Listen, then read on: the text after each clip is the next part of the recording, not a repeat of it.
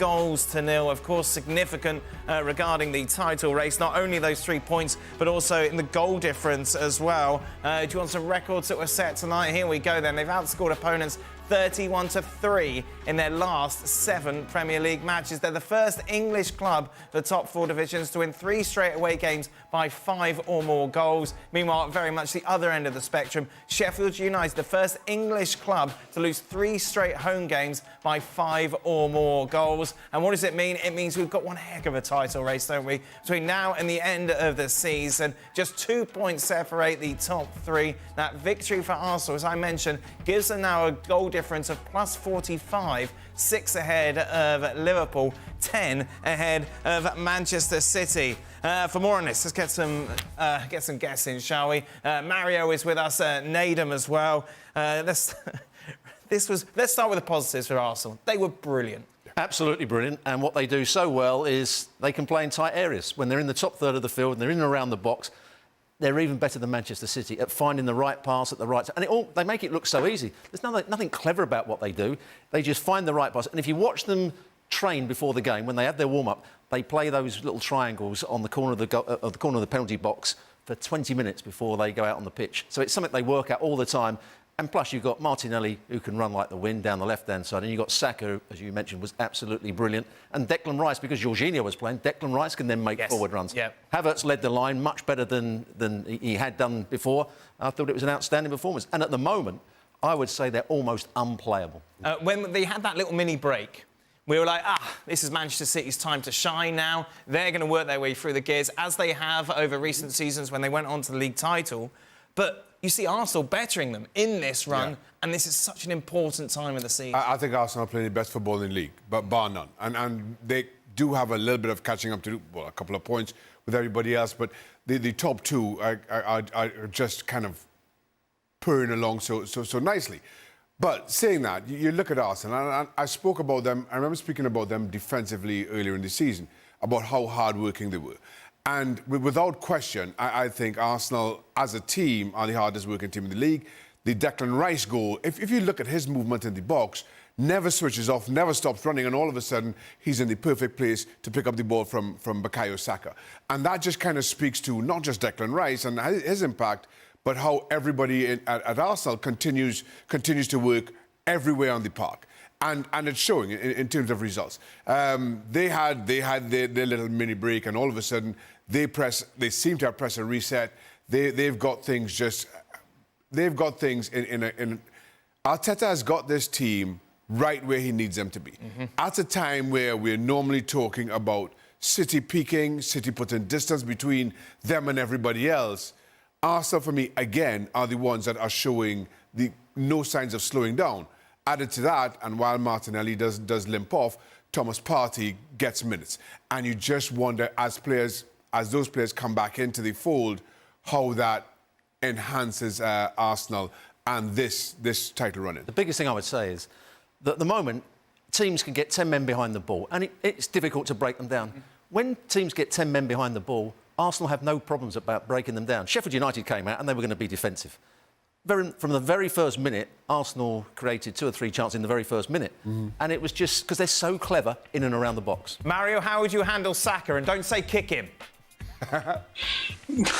No, that was for me also. I felt so sorry for Tracy. You know, like the way he was standing, and he was trying to show him to go outside, but then he went outside, and the speed of him, it's just very, very difficult to stop. The only thing you can do, I think, when you play against a fast player, you got to make sure that you know exactly where the space is. So regardless if you show him the outside, you got to also know that that space is there, and that's the one that he's going to hit to. But you also got to make sure that you can keep up with that speed of him, because he showed him that angle and he just went. And that was in the beginning of the game, man. That was not like this happens later in the game. This was right after, 3-4 minutes, he was gone. So there is always a battle, I think. When you play against a fullback, there is always a battle. The battle starts with the game. It's a psychological thing. It's like, am I going to make sure that I set you ready to make sure that you know, like, it's going to be a tough game for you? And the attacker thinks, let me test him and see what I can get out of this game. Now, after a couple of minutes, he already knew Saka. This is going to be my game. Nedum, don't take this personally, but what's it like when you suffer such a bad defeat and there's still lots of time left in the game? Like, as we saw fans leaving at 3-0, 5-0 at half-time. How do you cope? Listen, Dan, I feel that's a personal attack, but I'll answer the question anyway. I think when you... I've played in games, to be fair, when, you know, after 10 minutes, you're a goal down, 20 minutes, you're 2 goals down. And to be honest, because I saw Man United win a game 9-0 in the 90s, I'm always doing the math thinking, is this going to be me next? Is this what's going to happen to our team? And I think for Sheffield United, given the fact that in recent weeks conceded so many goals at home, I think it's 5 in the last 3 games or whatever it is, then the last team they needed to be playing in this moment was Arsenal. As the guys were saying, this is an Arsenal side who are probably playing the best football in the league, probably some of the best football around Europe at this moment in time. They have so much belief, they have so much quality, and they sort of play into the opposition's weaknesses as well. So I think from being on the field when your team's really struggling, like, you want to have an impact, maybe go and make a big tackle, maybe someone go and take the ball up the field. But I think what Arsenal do so well is they never allow you the chance to do that. If you want to make a big tackle, well, too bad, because they move the ball too quickly. If you make a tackle and you've got the ball, all of a sudden you're being swarmed on by 2-3 players, and then so you think, I can't risk it, so you get rid of it. Well, you get rid of it, you're not going to see it again for 10 minutes now. And I think ultimately the way that they set up at this moment in time is as good as any team that we've seen so far this season. And yeah, sometimes you're hoping that they miss their chances, because for some of the games which they've lost this year, that has been a big criticism. But the general play itself, I think it's great to see. They're so well coached, they're so well drilled, and they've got so much confidence in themselves and in each other that when you go and play against them, you know you're going to be in for a very tough game. So when you don't have the same talent as them, as I say, you're hoping they miss chances because they don't give you anything at all. A lot of talk during the January transfer window was that Arsenal need a striker. They need someone to come in at number 9 to take them over the line. Since those discussions, Kai Havertz has kind of played in that role. Why has that worked? Because he's got more confidence now. They're having the ball in the top third of the field more, so he's not having to make runs in behind. He's not receiving the ball from deep positions. They're clever around the box, and he's a clever player around the box. He's not having to be quite so physical. I mean, his 1- and 2-touch play today was good. He ran down the side of defenders for his goal. He's finishing well. And, of course, when he comes off, Jesus is now back fit, and he looked sharp and strong when he came on. So that's not an issue now, because everyone, as you said, everyone was saying, well, Arsenal just, they can't finish things off. Yeah. Well, they've proved us wrong. You know, scored 5 goals in the last 3 games, yes. 1+. Scoring goals for fun. Just back to Sheffield United, Mario. What do you think Chris Wilder said at half-time?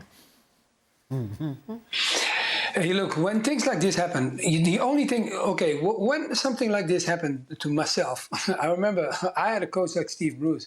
What we did, he said to us, like, OK, the first half you already lost, so don't make the second half as worse as the first one. So now they come out again, and the way they were set up already, we already know that the system of play always play 5 at the back. But sometimes you pack the box so much that you in each other's area. And I think that's what's key. Also why, because the way Arsenal is set up, like you guys already mentioned it, with Rice and, with Jorginho playing, and that gives Odegaard and Rice the opportunity now to be freer in the sense of like knowing that there is a body behind me that can help me out. And I think the way they set that up was also because they knew what they were going to be facing, a team that was going to sit back and try to minimize the space behind the defensive line. So the only way for Arsenal to start the game first was to open up right through the middle. And when they then commit to try to play out, because even I saw it a couple of times when Sheffield had the ball, I think it looked like a team that almost like, you know when you have the ball and you're taking risk and try to build up from the back? It's almost saying to your team like, it's not a good thing what we're doing, but we're going to do it anyway because we train it. While Sheffield is not in the situation now to play the beautiful football. They need to go long and try to maximize the potential in the sense of like putting it further ahead of your goal instead of like playing the game right in front of your goal, because then you're inviting Arsenal, a team like that plays that good football. That's just, that's not smart at all. Of course, the reason these goals are so significant is that in the Premier League, as we see in the Bundesliga, it is goal difference that separates the sides if they're level on points come the end of the season. Meanwhile, in Italy and Spain, it's head-to-head. How did you get on with that opponent that you finished level with? So, very busy today, I put out a poll to ask people what they prefer, goal difference or head-to-head. You can see it's close. 56% prefers goal difference over head-to-head. How would you have voted, Shaq? I probably would have voted goal difference. All the football I've ever played, it's been goal difference has been a deciding factor. So I've never had to kind of deal with the head-to-head as being as important as goal difference. And that's just kind of the old school, what I'm used to. Right. Yeah, goal difference is over a course of a season. Head-to-head, you're just talking about a couple of games. But a couple of key games against the people that you ended up tied with. But I still think goal difference Why is should best. you be rewarded for putting 6 past Sheffield United when your opponents only put 4? Well, that's maybe the other team didn't go right to the end, and that's why at the moment you can't stop games. You know, we used to say, don't play any added-on time when the score's 6-0, but they had to play the extra 5 minutes today because they might score another goal and it might help the goal difference. So I'm all for goal difference, I've got to say. What about you, Nathan?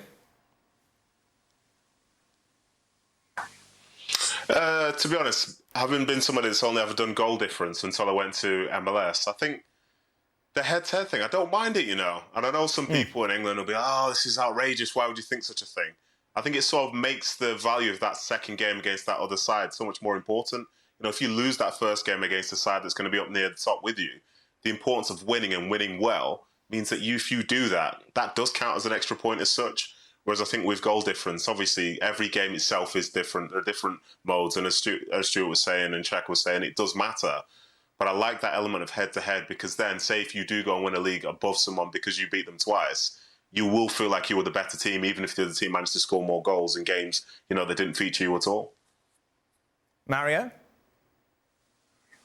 I go goal difference. Why? Because I think, like, when people come to the stadium, they want to see us score. I mean, also because of my past, right? Where I come from, it was always like we say we keep the ball, control the game, and score more goals than them, so we win the game anyway. That was like that's the Ajax system. And, I mean, if you listen to Guardiola, that's the similar kind of way. He looks at the game, and I think Arsenal is doing similarities too.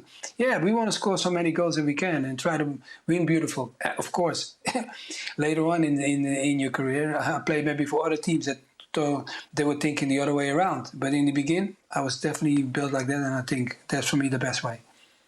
Well, we know it's going to be close. Whether it's going to be so close, goal difference will come into play. We'll only find out at the end of the season. But the next 3 games, very much significant when you take a look at who's playing who. And the standout one is Manchester City, isn't it? You go to Anfield, you're home against Arsenal, home against Aston Villa, who, of course, beat you convincingly earlier on in the season. Ooh, Nathan, ooh. Hold on, did you say you, like I'm playing? I don't play down, I work for you. No, you know what I mean? it was no, it was there wasn't a you. It was sorry. Let me just change the tone of it. It was more of a ooh. Yeah, I think as far as City go, if you believe that they're going to be winning the title, then you believe that they probably have to win these 3 games. And to see them just go back to back to back with a Champions League game in there, with an FA Cup tie in there as well, then these are enormous games. Usually it's a cliche to say every game's a cup final, but this is it. This is the moment.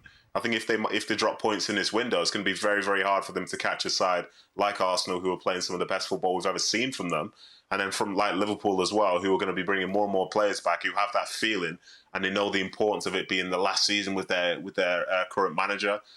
But it's Man City; they are capable of doing it. But it's also the Premier League, whereby you can never say anything's guaranteed apart from Arsenal winning away at Sheffield United. Is it win all 3 or bust for the defending champions? I'm not sure it's bust completely. I think, obviously, the 2 big games, Liverpool, I don't think Liverpool are going to win all their games from now to the end of the season. Is it avoid defeat? I think avoid defeat against Liverpool, yeah. But I think they need to beat Arsenal. Do you think because of the way Arsenal are playing at the moment, yeah. The confidence that Arsenal have got and the way they play against the weaker sides where they're just destroying teams, that game is massive for me. Manchester City versus Arsenal. Remember, Arsenal beat Manchester City 1-0 in the game earlier on in the season. Man City are going to have to play at their very, very best. I fully agree. And then when you look at Arsenal's remaining fixtures, the big test comes, well, not just away to City, they're away to Spurs, they're away to United, where you count that as a significant test. But other than that, the only other test is home to Villa. Apart from that, this version of Arsenal, you don't see them dropping points. Right. And as a result, the onus comes on City to give themselves to beat Arsenal to give themselves that little bit of leeway. Mario made a good point when he talked about how you're going to play against Arsenal.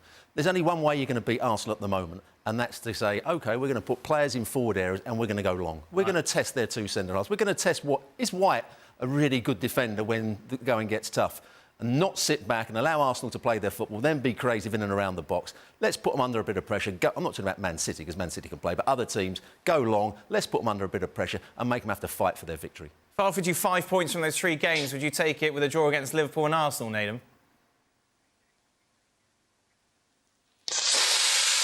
Oh, that's a great question. I'm going to say no. Because I think the mentality amongst that group of players is one whereby, they gain momentum with wins and belief with wins, and I don't think draws themselves, I don't think they'll really help them in the long run. Say if they draw against Liverpool this week, then Arsenal will likely win their game and they'll be top. So then that draw against Arsenal now means that you're going to be chasing those other teams, hoping that they're dropping points, which is not something that I think City will believe that they want to be doing going into this final stage of the season. So unfortunately, that I'm not going to take your hand off. I'm going to say no. I think they probably need more. You're going to twist. May live to regret that.